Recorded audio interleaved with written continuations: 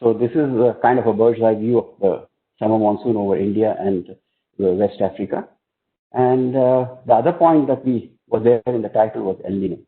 So El-Nino is something which I think all of us are familiar with in some sense, that we have heard about it.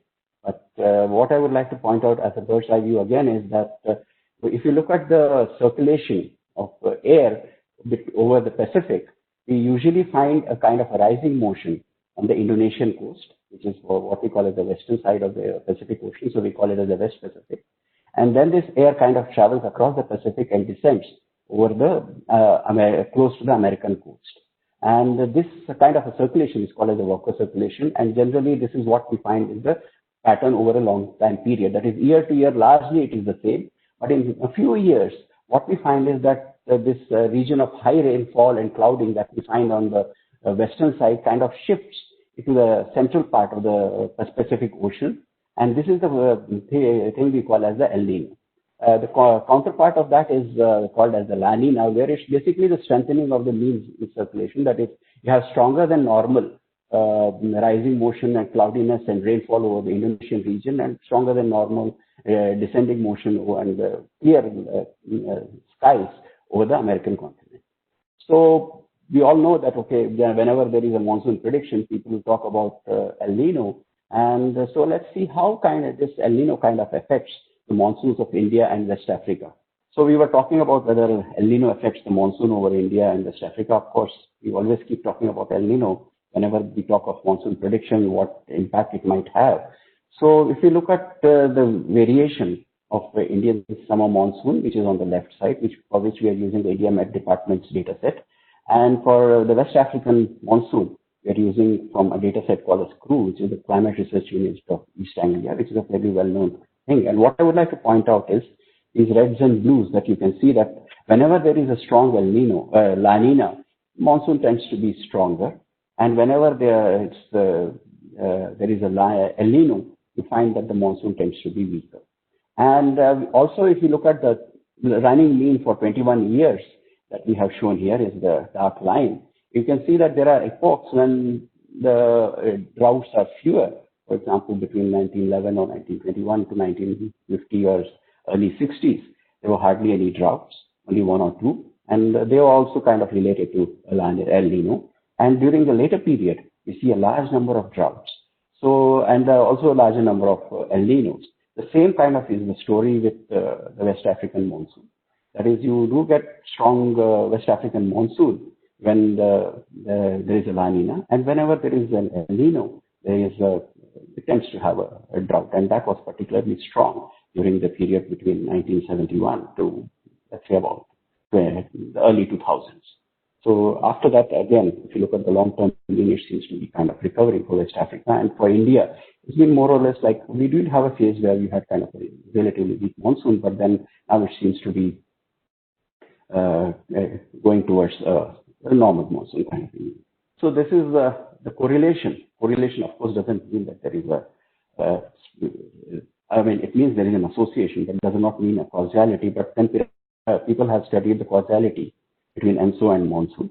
And what we find is this is the correlation with what we call as El-Nino 3.4, which is the Central Pacific region. And we find that it's whenever the Central Pacific is warmer, that is the ocean surface temperature is warmer over Central Pacific, then we find that rainfall tends to be weaker. This is for Africa, and this is over India, where you can see that there is a negative correlation between the two of them. And there seems to be a robust similarity between the Enso teleconnections with ISM and monsoon, which we also saw in the time series. So what we would like to see is that are these relations completely the same year after year, or is there a variation in the nature of the relationship? So we now look at the decadal variability of Enso-monsoon relationship. And this curve that you see is the running correlation of 21 years for the West African monsoon, and the other one is for the Indian summer monsoon.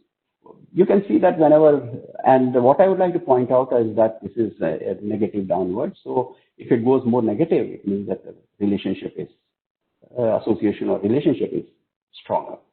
So there was a period when the Enso monsoon relationship for India was fairly strong. As you can see, this is a line of 95% significance. And at that time, the West African monsoon relationship was weaker. And then the Indian monsoon kind of became weaker, and then the West African became stronger. This is what we call as the post-80s, that is after the 80s. And this is for the period from, let's say, 48 to the 80 period. And this is the pre-period of that. These two lines indicate that during up to 1948, we had fewer data going here and no comprehensive data sets which are available, what we call as a reanalysis. And from 79 onwards, which also fortunately or unfortunately is also when we had a climatic shift, it appears, we had more satellite data coming into it, and that seems to, so we have much more stronger data, you could say more robust data starting from 79, where satellites especially are very useful when you are looking at oceans. And if you look at it, 31, as I said, 31 to 80, the West Africa was strong, and later vice versa. So there seems to be kind of a seesaw between the relationship of El-Nino with the West African and the Indian summer monsoon. That is, whenever Indian summer monsoon is stronger, the relationship with West Africa is weaker, and vice versa. So this is the decadal variability, more details of that. So what we did was we concentrated on the 48 to 2015 period, as continuous data is available for this period. And this is the, then we divided it into two periods. One is called the pre-80 period, and the other one is called the post-80 period. And during the pre-80 periods, the Enso monsoon relationship was stronger, whereas the Enso WSM was weaker, as we have already seen, and vice versa. And it's interesting that 80 was also close to the period of climatic shift. So that's also the time when we put that into consideration. And if you look at the regression of Nino 3.4, which is the Central Pacific sea surface temperatures with the rainfall over West Africa, this is for West Africa, and for India, we can see that there is a substantial change in the regression coefficients. This is the latitude, so how it changes with latitude, that is in the north-south direction, and this is correlation, and I mean the regression coefficients, and you can see that there is a large change in from the pre-80 period, which is in the blue, and the other one is the post-80 period. So there is a large change in the nature of regression coefficients, especially over core monsoon region of over both West Africa and India. So that means that there is a change in the nature of relationship, and it is not just a pure statistical. This is during the post and the pre-80s. So what happened is this is the difference between El-Nino and La Nina.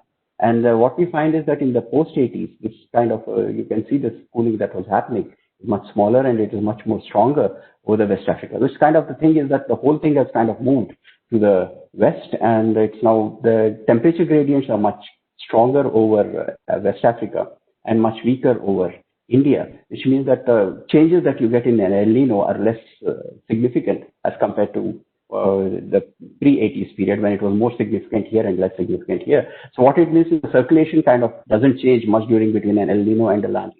So that has an impact on the circulations here. And if the circulation is not changed much, it means that the El-Nino will have a less of an impact, and hence you'll have less impact on rainfall and circulation. So this is geopotential, the height of the pressure levels. We usually in meteorology talk of pressures as the height, and so if we want the physical height, we talk of geopotential. So this is a 300 hectopascal, which is closely approximates to about 9 to 10 kilometers. And these are the differences. And again, you see the same differences between the two of them, that the maxima kind of moves to the west. If you look at the circulation patterns, by meridional we mean the north-south wind. And so this is in the pre-80s period, and this is in the post-80s period. So you can see that there's a much larger change in the pre-80s period between an El-Nino and a La Nina. This is El-Nino -9, La Nina is what we are showing for both the periods. And this is the east-west wind, that is in the X direction or the zonal direction.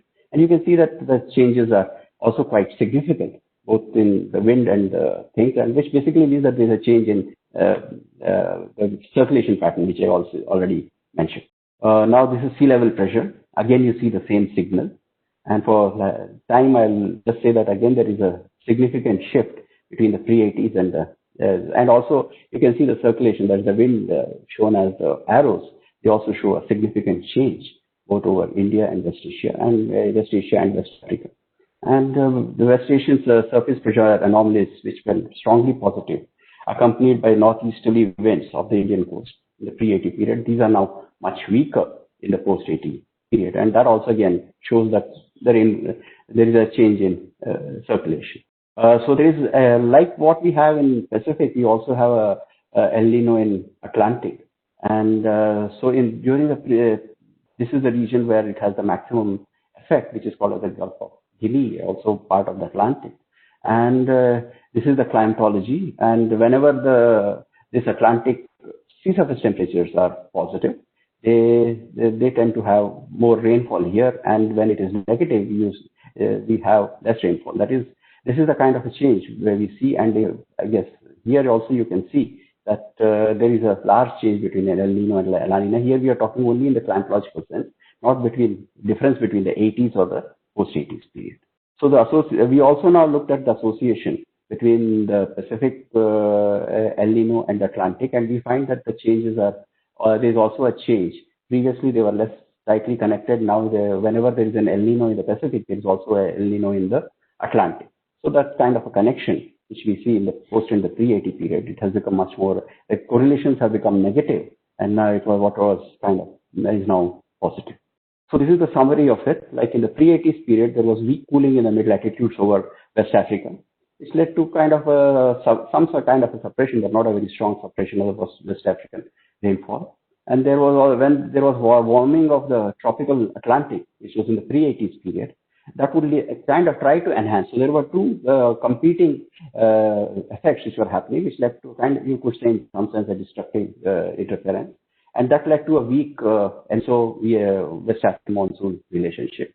And in the post-80s, there was a strong cooling, as we saw that there was a shift in the temperature patterns. And also there was a cooling in tropical Atlantic. So these two, during an El-Nino, led to a constructive influence, which kind of made the Enso West African monsoon relationship very strong. And also at the same time, we found that the Enso monsoon, Indian monsoon relationship also changed. So this is a summary of both the India and West Africa. What I showed previously was as West Africa only. So the dashed things show during the post-80 period. And maxima of the El-Nino associated cooling, the mid-latitude, as I shifted from here, which was in the pre-80s period to this region. And sea level pressure also shifted. Unfortunately, I couldn't show it. And El-Nino were previously associated with warming over Gulf of Guinea during the pre-80s. However, this relationship reversed in the 1980s. And because this was now colder, much of the moisture that could come in was much reduced, and hence previously it would be a destructive interference between these two effects. Now there was a kind of constructive interference, which we kind of made it stronger. And in the same period, whenever there was an El-Nino, there would be much less moisture going into the Indian region, which we show as a kind of an arrow in the opposite side. But in the post-80s period, this effect is much smaller, and it is much more over the African region. Over the equatorial Indian Ocean region. So this is the conclusions. So we see that Enso monsoon teleconnection with the Indian summer monsoon in West Africa shows a variability on multi-decadal scale. And we see that there is a flip around 1980, which also was when people say that there was a climatic shift. And maximum of the impact of Enso, the mid-latitude temperature anomaly, shifted westwards, which we already discussed, and association of Enso with surface pressure over West African region or North African region has changed significantly. And the relationship between Pacific and Atlantic Nino plays a crucial role in controlling the observed seesaw of the Enso monsoon relationship.